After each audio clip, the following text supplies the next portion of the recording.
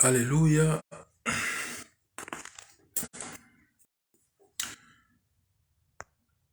Je reviens avec une vidéo pour partager sur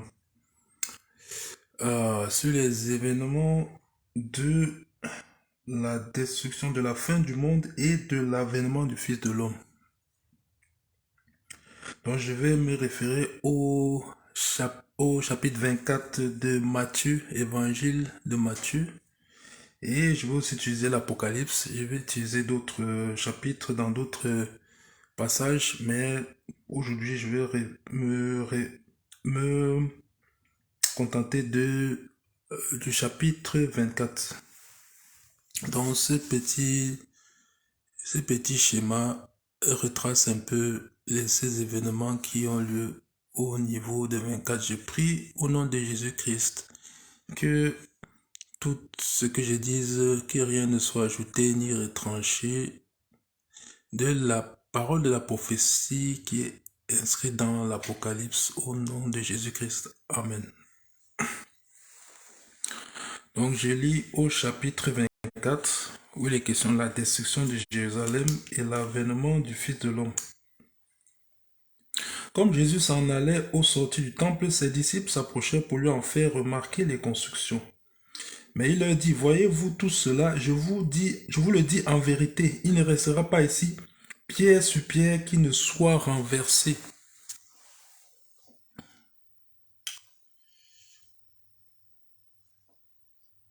Il s'assit sur la montagne des Oliviers et les disciples vinrent en particulier lui faire cette question. Dis-nous quand cela arrivera-t-il et quel sera le signe de ton avènement et de la fin du monde? Jésus leur répondit, prenez garde que personne ne vous séduise, car plusieurs viendront sous mon nom disant, c'est moi qui suis le Christ, et ils séduiront beaucoup de gens. Comme j'ai écrit ici, au commencement des douleurs, qu'est-ce qu'on s'aperçoit? Des guerres et des bruits de guerre, un royaume contre un royaume, une nation contre une nation, des famines, des tremblements de terre. Et je continue à lire ici à partir du verset 5. Car plusieurs viendront sous mon nom disant, c'est moi qui suis le Christ, et ils séduiront beaucoup de gens. Vous entendrez parler des guerres et des bruits de guerre. Gardez-vous d'être troublés, car il faut que ces choses arrivent. Mais ce ne sera pas encore la fin. Une nation s'élèvera contre une nation, et un royaume contre un royaume. Et il y aura en divers lieux des famines et des tremblements de terre. Tout cela ne sera que le commencement des douleurs. Donc, qu'est-ce qui se passe ensuite? On continue au verset 9. Et ça correspond à la partie ici où on peut parler de tribulation ou de persécution ou de persécution de ceux qui témoignent de Jésus et qui gardent la parole de Dieu. Donc ça commence au verset 9 du chapitre 24 de Matthieu. Il est écrit, alors on vous livrera au tourment et on vous fera mourir. Et vous serez haïs de toutes les nations à cause de mon nom. Alors aussi plusieurs succomberont et ils se trahiront, se haïront les uns les autres. Plusieurs faux prophètes s'élèveront et ils séduiront beaucoup de gens. Et parce que l'iniquité se sera accrue, la charité du plus grand nombre se refroidira. Mais celui qui persévérera jusqu'à la fin sera sauvé. Cette bonne nouvelle du royaume sera prêchée dans le monde entier pour servir de témoignage à toutes les nations. Alors viendra la fin. Donc, de tribulation, comme on vient de le lire, où on va voir des tourments, les serviteurs tourmentés, assassinés et haïs pour la cause de Christ.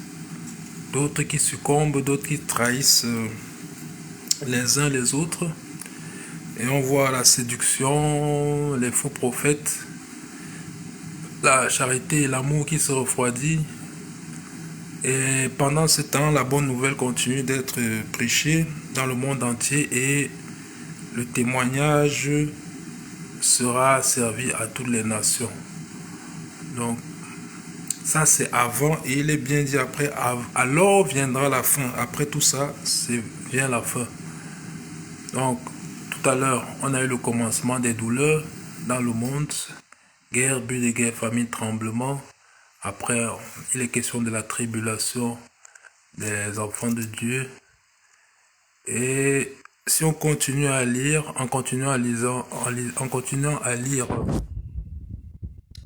au chapitre 24 de Matthieu, on voit qu'il y a une période d'accélération de ces douleurs. Donc une période vraiment une période maximale de douleur, enfin une période qui correspond aussi à une période d'intensification des persécutions et des séductions et de toutes ces choses.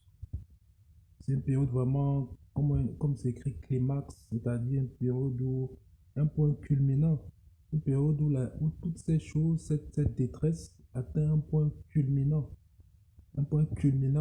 comme quand une femme est enceinte, au départ, on a les premières contractions, comme on a vu tout à l'heure, commencement des douleurs, ensuite on a ce qui continue à l'intensification des douleurs et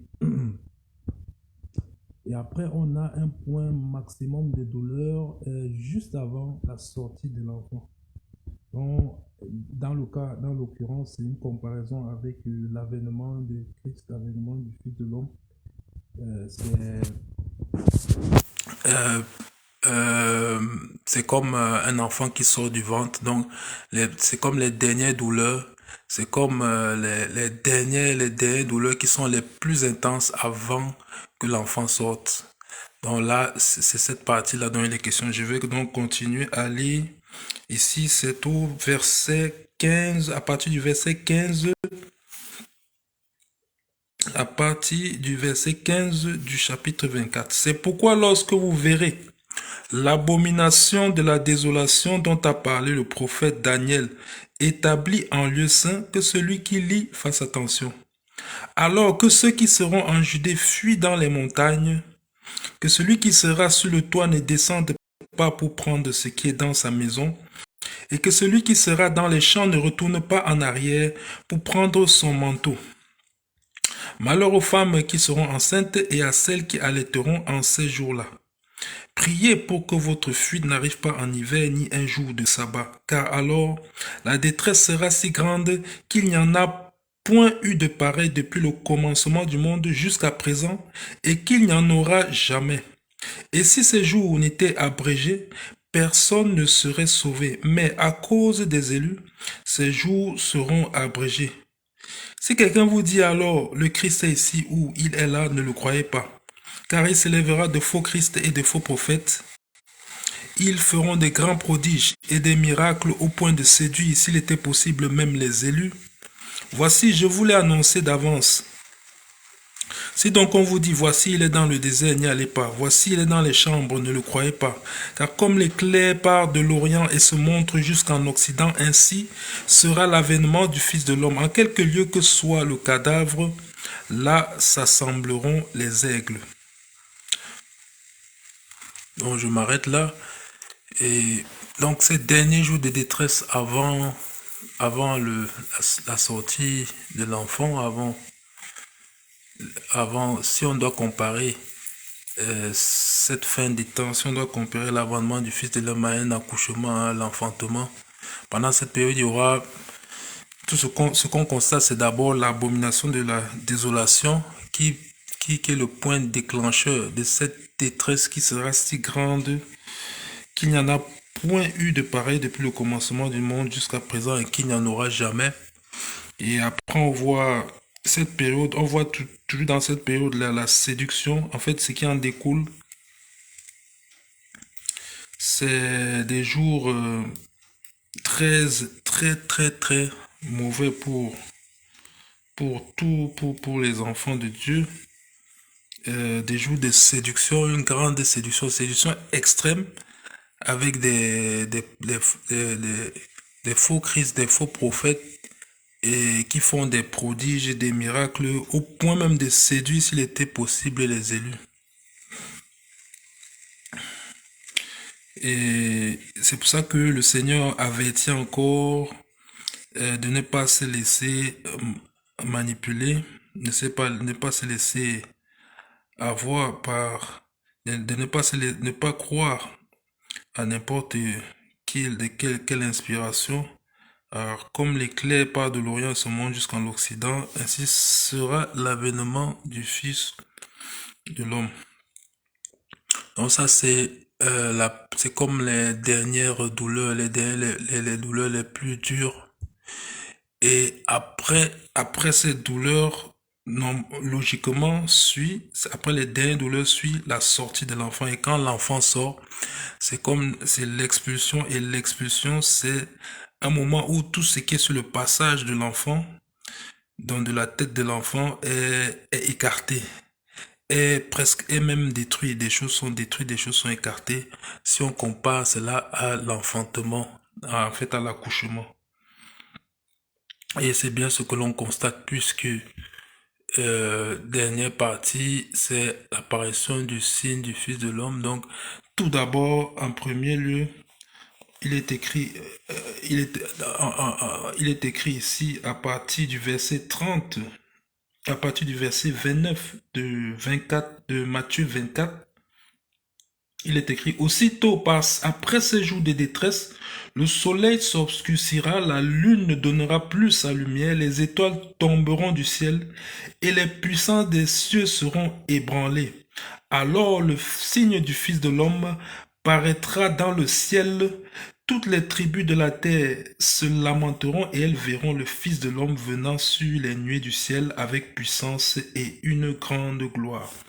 Donc juste avant sa venue, l'apparition du signe des Fils de l'homme dans le ciel, on voit les puissances du ciel qui sont ébranlées, les montagnes qui s'écartent. Si on lit dans Apocalypse 6, on voit que les montagnes sont écartées, les étoiles tombent du ciel, le ciel se retire comme un livre qui est roulé. Donc, c'est vraiment tout écarté, un peu comme dans l'accouchement, pour que le signe de Fils de l'homme puisse se fasse voir, pour que tous ceux qui sont sur la terre puissent le voir venir, le voir apparaître. Et ce qui suit après, c'est la trompette et puis le rassemblement des élus. Donc on lit le reste du chapitre 24 dans Matthieu, il est écrit: il enverra ses anges avec la trompette retentissante et ils rassembleront ses élus des 4 vents depuis une extrémité des cieux jusqu'à l'autre. Instruisez-vous par une comparaison tirée du figuier. Dès que ses branches deviennent tendres et que les feuilles poussent, vous connaissez que l'été est proche. De même, quand vous verrez toutes ces choses, sachez que le Fils de l'homme est proche à la porte. Je vous le dis en vérité, cette génération ne passera point que tout cela n'arrive. Le ciel et la terre passeront, mais mes paroles ne passeront point. Donc, voilà un peu ce que, pour résumer un peu ce qui se passe dans le chapitre 24 du livre de l'évangile de Matthieu. De quoi il est question? Et si on fait maintenant le rapprochement avec Apocalypse 6, on constate un certain nombre de choses. Vous pouvez lire Apocalypse 6 où il est question de l'agneau qui ouvre les sceaux, l'agneau qui a été trouvé digne d'ouvrir le livre. Car juste avant, l'apôtre Jean pleurait à cause devant un vieillard ou devant un ange, parce que personne ne s'était trouvé digne sur la terre pour ouvrir dans la création, pour ouvrir ce livre. Mais l'agneau, à cause de ce qu'il a accompli, à la cause de la croix, parce qu'il a vaincu, est trouvé digne d'ouvrir le livre. Donc c'est ce qui se passe dans ce passage 6 où tous les sceaux sont ouverts. Donc on a le premier sceau qui est ouvert, où il y a où on a un cheval, quelqu'un qui est sur un cheval blanc qui vient pour vaincre et qui a une couronne et qui a une arc et à qui on donne une couronne. Il y a le second, après il ouvre le second sceau et là c'est un cheval roux qui paraît et celui qui le monte enlève la paix de la terre. On dit que celui qui monte ce cheval enlève la paix de la terre et une grande épée lui est donnée. Bon, ici, on voit bien que au commencement des douleurs et même sur dans toute la période de douleur et de détresse, on, on constate qu'au début d'abord il y a des guerres et des bruits de guerre. Donc, bon, est-ce qu'on peut faire un rapprochement possible? Donc, et ensuite, on continue à lire dans Apocalypse 6. Il est question d'un troisième saut au verset 5, où cette fois-ci un cheval noir et celui qui le monte a une balance sur la main. Et qu'est-ce que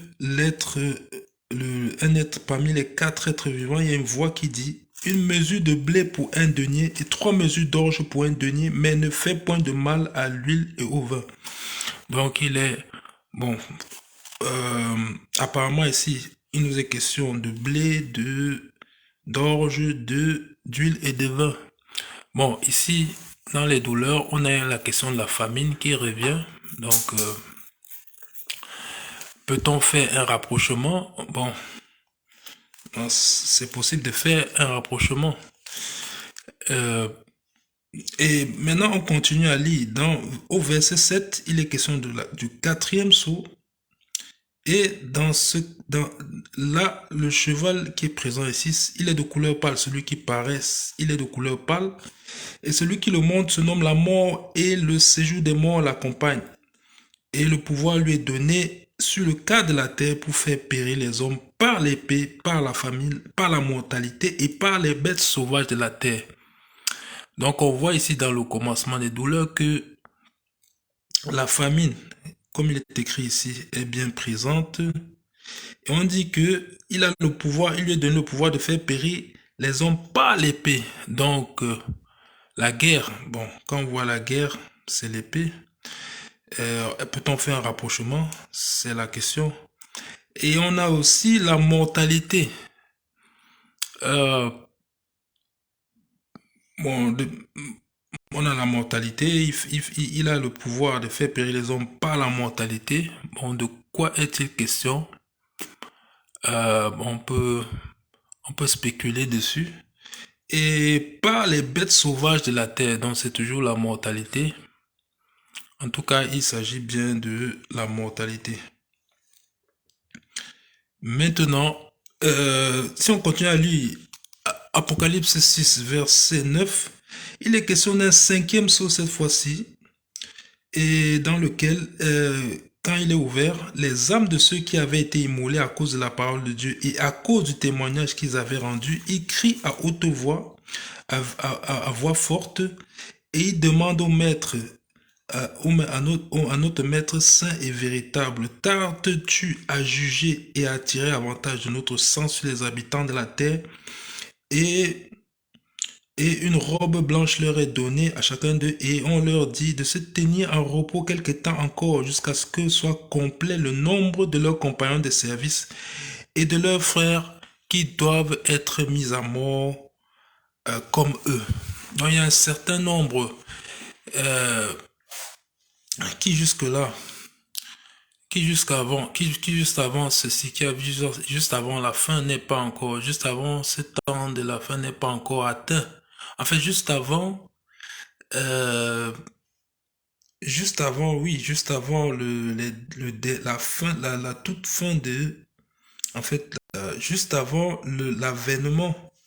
juste avant l'avènement du Fils de l'homme, il y a encore, en fait, juste avant sa venue, il y a encore un certain nombre de, de serviteurs qui ne sont pas encore morts, qui doivent être mis à mort.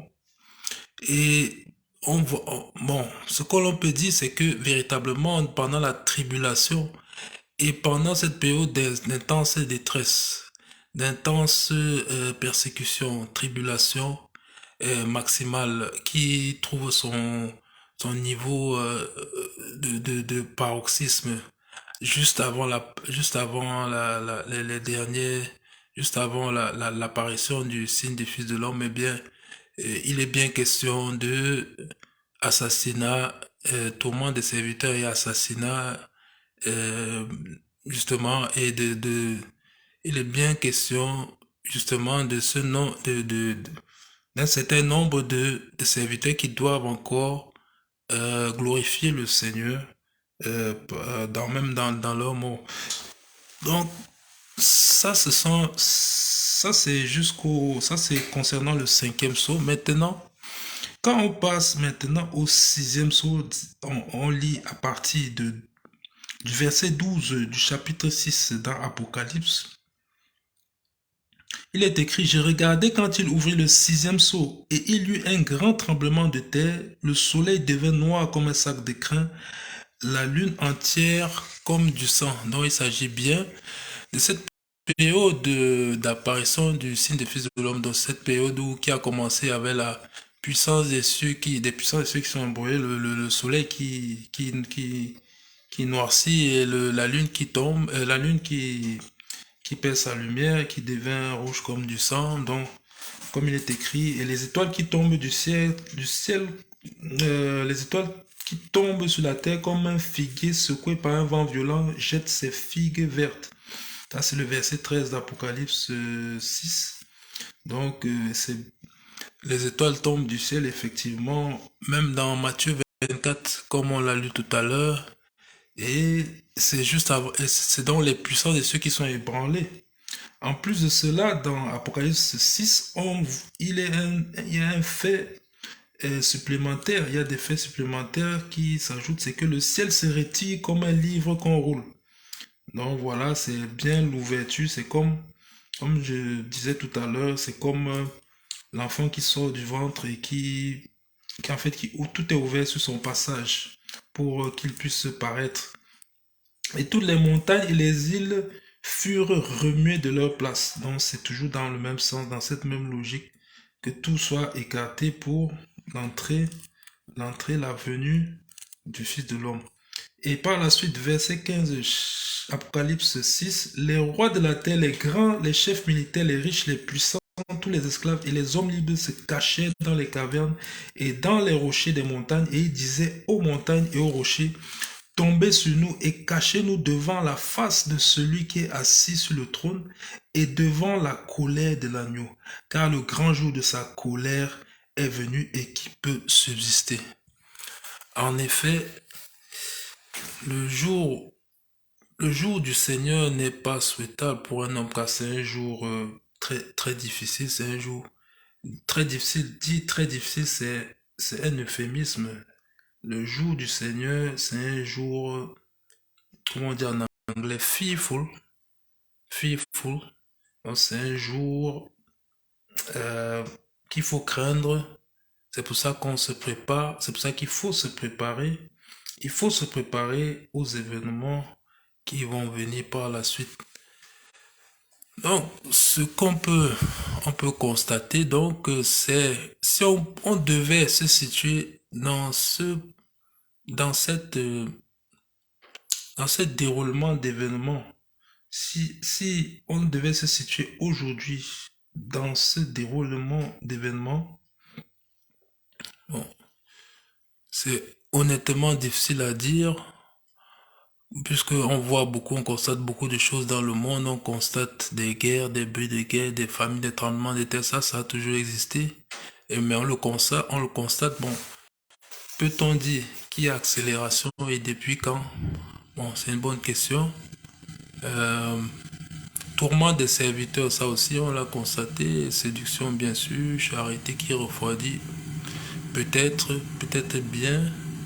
Bon, il y a de grandes chances même.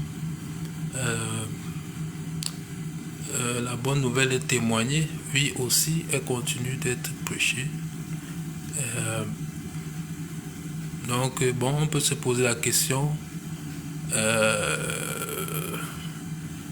Doit-on attendre seulement cet événement qui est écrit en 1. Doit-on attendre cet événement? C'est là la question. Est-ce qu'on doit attendre? Est-ce qu'il n'y a plus que cet événement à attendre, ou bien on n'a pas encore fini avec cet événement-ci de la tribulation, cette période de tribulation? Sûrement, il y a toujours des tribulations dans le monde. Chacun peut expérimenter la tribulation dans le monde. Donc, où est-ce qu'on en est? Bon, chacun peut faire son jugement et comprendre où on en est. Donc, voilà un peu.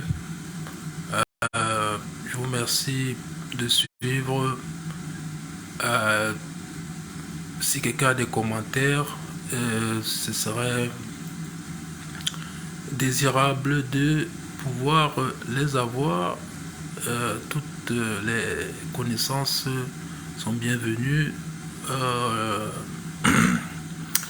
En vous remerciant pour votre écoute, que Dieu nous bénisse tous. Au nom de Jésus-Christ, Amen.